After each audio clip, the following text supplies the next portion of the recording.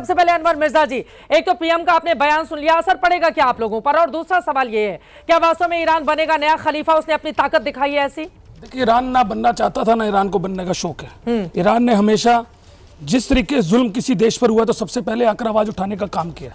Iran ना युद्ध चाहता था, ये तो युद्ध करा गया, जबरदस्ती ठोका गया। आप देखें ना, अमेरिका ने, इजराइल ने जाके ठोकने का काम करा। अरे किस बात की जरूरत थी भाई तुम्हारे को? वो घर के अंदर थे, आप जब वो बातचीत करने के लिए तैयार थे, बातचीत होनी चाहिए थी, तो युद्ध करने की कौन सी आशंका पड़ गई थी? लेकिन युद्ध करना चाहते थे। अमेरिका अपने आप को पावरफुल नेता बनना चाहता है इस देश, इस मुल्क के अंदर, कि मैं ही एक सबसे बड़ा आतंकवादी देश हूं, मैं ही जो चाहूंगा वो हो सकता है। लेकिन मैं बता देना चाहता हूं अमेरिका को कि ना ईरान झुका था, ना झुकेगा ईरान इसके आगे। अमेरिका का आतंकवादी हमलों का न जाने कितनी बार शिकार रहा है, और आपको लग रहा है कि अब अमेरिका अपनी ताकत बढ़ाना चाहता है? उसको जरूरत है क्या? मैडम, आपने देखा कि अमेरिका अपनी ताकत बढ़ाना चाहता है। अमेरिका हर मुल्क पर अपनी ताकत, वो तो इजराइल का साथ दे रहा था ना। जब इजराइल को कहा जाएगा कि एक भी व्यक्ति को छोड़ा नहीं जाएगा, नेस्तनाबूद कर दिया जाएगा, 1200 से ज्यादा लोग इजरायली मार गिराए गए थे 2023 में। आज अमेरिका घबराए क्यों बैठा है? किससे माफी मांग रहा है? किससे मांग रहा है? माफी वो कह तो रहा है कि भाई युद्ध रोकना चाहिए, क्यों आज घबराया बैठा? माफी क्यों अमेरिका को हालत खराब? अभी आपने कहा माफी मांग रहा है, क्यों बार बार कह रहे हैं? देखिए, अमेरिका तो बदमाश देश है, उसके समर्थन में नहीं, लेकिन किससे माफी मांग रहा है? पीछे हटने वाला नहीं है, ये तो झूठ भरंडा फैलाया जा रहा है। खलीफा नहीं बनना चाहता, मुस्लिमों को, देशों का खलीफा बनना चाहते, वो कोई खलीफा नहीं बनना चाहते। सिर्फ अमेरिका अपनी ताकत को दिखाना चाहता है। ये ताकत नहीं चलेगी, किसी हालत में ताकत नहीं चलेगी। हर मुल्क, हर देश अपनी तरह मजबूत खड़ा है। कोई भी मुल्क अमेरिका के आगे घुटने नहीं टेकेगा। ट्रंप का अंत आना तय। जिस तरीके ट्रंप ने गलत तरीके से ईरान पर हमला करवाया, आज अमेरिका का अंत शुरुआत। ट्रंप नहीं है वो, बस ट्रंप ही है। अशोक सज्जनहा जी, सीधे आपके पास आते हुए, देख सकती हैं आज गिड़गिड़ा के कह रहे हैं। ट्रंप ने कल आपके माध्यम से पता चला कि ट्रंप ईरान के लोगों की ही तारीफ कर रहे हैं कि ईरान के लोग मजबूत हैं, ईरान के लोगों को कोई तकलीफ नहीं हो रही। तो वाकई ईरान के लोग, वो तो डे वन से कह रहे थे कि खामनेई रिजीम को हटाओ, मैं तुम्हारे साथ हूं। और इस बात से कैसे कर, देखिए, ट्रंप मतलब अमेरिका बदमाश देश है, मैं ज्यादा कुछ नहीं कहूंगी, लेकिन हमने ये भी देखा था ईरान की एक आबादी सड़क पर निकलकर आई लव ट्रंप के नारे भी लगा रही थी। आप इस बात से कैसे इनकार करेंगे? वहां की महिलाओं के बहुत सारे ऐसे फोटोग्राफ्स वायरल हो रहे थे सोशल मीडिया पर। अब देखिए, ईरान से तो पूरी तस्वीरें सामने आ नहीं रही हैं। वहां पर मीडिया को कितनी आजाद, मैं वहां पर नहीं जाते हुए, पूरी तस्वीरें सामने नहीं आ रही हैं। लेकिन क्या अशोक सज्जनहा जी नया खलीफा बनना चाहता है? नया खलीफा बनना चाहता है? ट्रंप का विरोध हो रहा है। ट्रंप अमेरिका में ट्रंप का विरोध हो रहा है, और सबको, पूरी दुनिया को पता है, क्योंकि वहां पर डेमोक्रेसी है। ईरान में जो विरोध हो रहा है उसका दुनिया में कहीं कुछ नहीं पता है, क्योंकि वहां पर डेमोक्रेसी नहीं है। देखिए, ईरान में हालात कोई इतने अच्छे नहीं है। वहां पर जो उनको मार पड़ रही है, बहुत बुरी मार पड़ रही है, और इसीलिए वहां की आजकल जो लीडरशिप है वो एक एक्सट्रीमिस्ट इस्लामिक रेवोल्यूशनरी गार्ड्स के पास उनकी लीडरशिप पहुंच गई है। उसमें हम देख रहे हैं, देखिए, पिछले 2 महीने पहले ही हजारों की तादाद में लोग वहां पर सड़कों पर आ गए थे, क्योंकि वहां पर उनकी जो आर्थिक स्थिति है। अरे अमेरिका में भी तो ट्रंप के साथ खिलाफ आए ना लोगों सड़कों पर।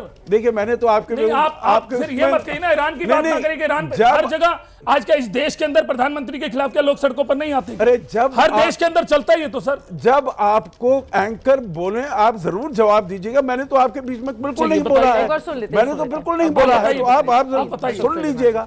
तो हम ये कह रहे हैं, जो जनवरी में बहुत सारे वहां पर आए, क्योंकि मिस गवर्नेंस है, करप्शन है, वहां पर जो इन्फ्लेशन हो रही थी, प्रोडक्शन कम हो रही थी, सब कुछ हो रहा था। इसका मतलब ये नहीं है जो अब अगर वहां पर वो सब खड़े हैं साथ में ईरान में, तो वहां पर ये सब प्रॉब्लम्स खत्म हो गई हैं। ये जब युद्ध खत्म होगा, जरूर यहां पर ये आएंगे। और जो महिलाओं ने वहां पर 2 साल पहले मासा अमीनी के साथ जो पूरी वहां की जनता खड़ी थी, तो देखिए, ईरान में अत्याचार बहुत हुआ है, बहुत हो रहा है। दूसरी बात मैं कहूंगा, जो अमेरिका को कहा गया है, जो चित्रा जी, अमेरिका को कहा गया है, इन्होंने यूएई ने हो, सऊदी अरेबिया ने, go and finish the job, मतलब आप ईरान के आप ऊपर हावी होकर फिनिश द जॉब, उसके पहले आप वहां से मत हटिए।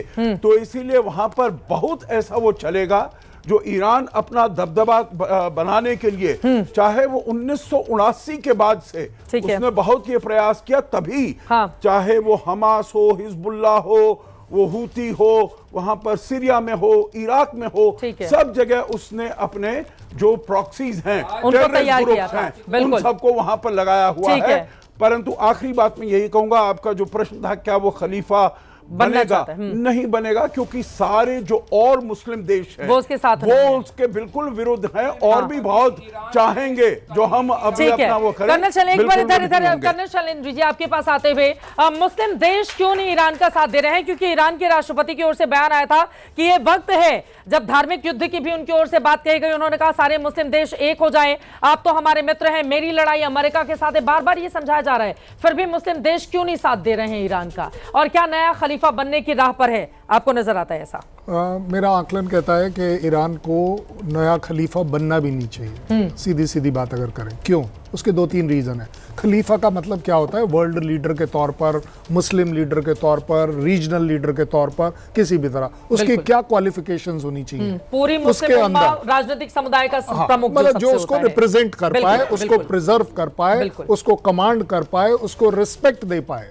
मुझे लगता है कि कहीं पर भी अगर एक्सक्लूसिव मिलिट्री और रिलीजियस डोमिनेंस हो, डिक्टेटरशिप हो, वो दुनिया के लिए खराबी पैदा होगी, उसके अलावा कुछ नहीं हो सकता। उससे भी बड़ी बात मैं करता हूं, आपके अंदर एक खलीफा बनने की अगर टेंडेंसी हो तो सिर्फ आवाज उठाने से आप खलीफा नहीं बनते हैं। आपने आज इस हॉल में देख लिया उसका फर्क। आपके अंदर टॉलरेंस होनी चाहिए दूसरे की भी सुनने की, आपके अंदर एडजस्टमेंट होनी चाहिए दूसरे को एकोमोडेट करने की, आपके अंदर क्रेडिबिलिटी होनी चाहिए कि आप पीसफुल हैं एज अ कंट्री। अगर पाकिस्तान बोलता है कि मैं मेडिएशन टॉक पीस के कराऊंगा, तो उससे पहले यह जरूर दिखाना पड़ेगा कि क्या उसकी पीस का कैरेक्टर है, क्या वो बलूच के साथ पीस कर रहा है, क्या वो इमरान खान प्रोटेस्टर्स के साथ पीस कर रहा है, क्या उसका वर्चस्व पीस के ऊपर है या मिलिट्री के ऊपर है। इसलिए एक और चीज मैं लास्ट लेकर आता हूं कि जहां हम पाते हैं हमेशा यूएस, हालांकि नेगेटिविटी के पॉइंट ऑफ व्यू से है, लेकिन उसके बावजूद उसकी जो डोमिनेंस है, मैं मानता हूं इस बात को, प्रेसिडेंट ट्रंप ने एक बार ठीक भी कह दी, 47 साल से कहीं ना कहीं टेररिज्म का प्रॉब्लम उनको था, है, और मैं तो कहता हूं रहेगा भी। बट ये लड़ाई जहां पर यूएस सुप्रीमेसी दिखाता है वो है सिर्फ पेट्रो डॉलर्स की। उसे ईरान का सिर्फ ऑयल नहीं चाहिए, उसे पता है कि ईरान का ऑयल पेट्रो डॉलर को कम करेगा, युआन को बढ़ा देगा। बिल्कुल, ये बड़ी बात आपकी ओर से कही जा रही है। लेकिन एक बार फिर से उसी सवाल पर आते हुए प्रदीप भाटी जी, एक क्विक कमेंट आपका, और उसके बाद मैं बाकी लोगों के पास आऊंगी। सत्यप्रकाश मिश्रा जी आ रही हूं, क्या खलीफा बनना चाहता है? एक एक करके छोटा छोटा रिएक्शन ले लेते हैं। क्या ईरान ने वो ताकत दिखाई है अपनी? देखिए, वो खलीफा बने नहीं बने, हमें सबसे पहले अपने इंटरेस्ट देखने हैं। अगर वो खलीफा बन जाता है तो उससे इंडिया का क्या फ़ायदा होने वाला है, या वो नहीं बनता तो इंडिया का क्या नुकसान होने वाला है, उससे हमें कोई मतलब नहीं। अभी सर ने बात करी कि भाई पाकिस्तान भी इसमें नेगोशिएट कर रहा है, लेकिन ईरान ने मुझे ऑफर दिया ना नेगोशिएट करने के लिए, चाइना को एक दिया ना, तो इंडिया कहाँ खड़ा है? इंडिया को भी अपना प्रभाव उस तरह से बढ़ाना चाहिए था। कहीं ना कहीं हमसे शुरू में चूक हुई, बाद में उसे हमने कोशिश करी उसे भरपाई करने की, लेकिन हमारे इंटरेस्ट को देखते हुए हमारी जो एलपीजी के गैस के लिए लंबी लाइनें बढ़ते जा रही हैं, और चाहे वो पेट्रोल की किस तरह से आपने उसकी भी लाइनें बढ़ती जा रही हैं। ने कहा है कि आप लोग अफवाह फैला रहे हैं, अभी भी कहा है कि भड़का रहे हैं आप लोगों को, अफवाह हम फैला रहे हैं। तो अभी सुना ना आपने प्रधानमंत्री का बयान। हाँ, तो वो आप इस बात से अंदाजा लगा लीजिए, पिछले 1 महीने में कमर्शियल गैस 3 बार उसके रेट बढ़ गए। अफवाह हम फैला रहे हैं, आप रेट क्यों बढ़ा रहे हैं?